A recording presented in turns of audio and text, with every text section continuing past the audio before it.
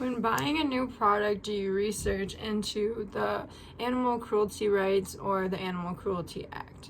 Do you know what it stands for to have a cruelty-free brand and what actually it means when products have the little bunny on them?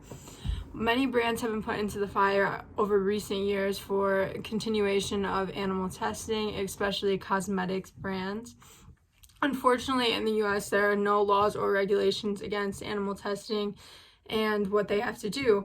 Although a company may not directly test on the animals themselves, they could be having products or have their laboratories test on animals. There is an organization called the Leaping Bunny Program, and they work to certify various companies across the US and other countries to be 100% cruelty-free. This means that they regulate the entire process of production on a company's product from start to finish to make sure that there's no animal testing from their labs, from themselves, or for the companies that they work with. This helps to ensure that they're 100% cruelty-free, and this information is brought to you from the leapingbunny.org.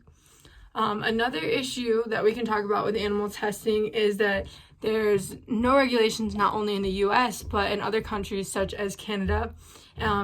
There's also another program in the US called the Animal Legal Defense Fund, and they provide a lot of information on their website about animal cruelty laws, how you can help, and where you can sign up.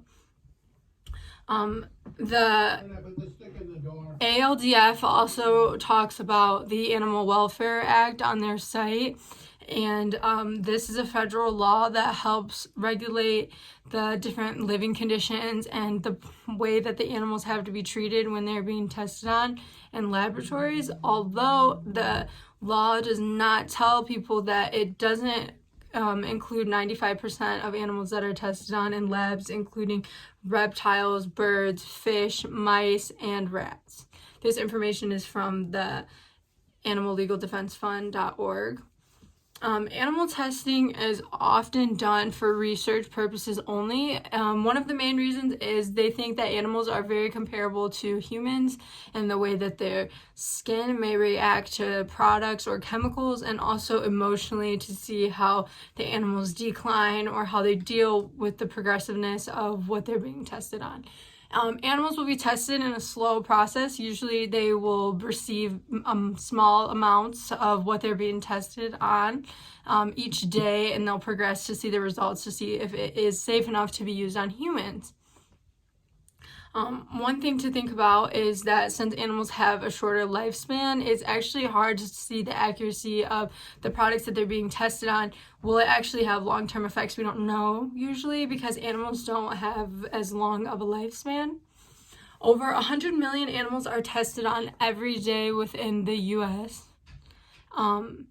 This includes frogs, dogs, cats, hamsters, guinea pigs, fish, reptiles, cats, monkeys, pigs are also tested on commonly. They are all used repeatedly throughout their lives as test subjects until their death. This information is from hsi.org. Animal testing has been banned in multiple countries across the world. Aside from that, in 2018, the EU Parliament urged a worldwide ban on cosmetic testing of animals altogether. Since their proposal that end testing worldwide, other countries have decided to ban it, but not all of them, including ours has not still. The benefit to ending animal testing would be that animals are no longer living in the captivity. When animals are tested on, they are kept in the lab usually for the entire duration of their life with the sole purpose of being tested on only. When the animals are tested on, this could harm them. When they're being tested on, the scientists usually have no idea what the effects are going to be of the chemicals or the foods or whatever they're feeding to the animals, since this is the trial and error. They want to see what the effects would be on a human, so they're using the animal without any regard for their life, what happens to them. The animals can be burned, scarred, scabbed. And since the animals aren't given the option to opt out of testing or be tested on, ending the animal testing would obviously benefit them. This is from Lone Star EDU. How could you help? There's many ways that you can help. Like I mentioned earlier, the Leaping Bunny program and the Animal Legal Defense Fund both have a lot of information on their sites about how you can get involved personally. There's various organizations that have petitions you can sign to help put an end to animal rights, to animal testing in the U.S. for the protection of animal rights. And then there's also a lot of different organizations that you can donate to.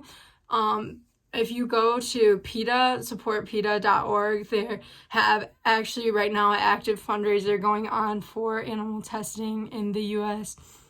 to bring it to an end.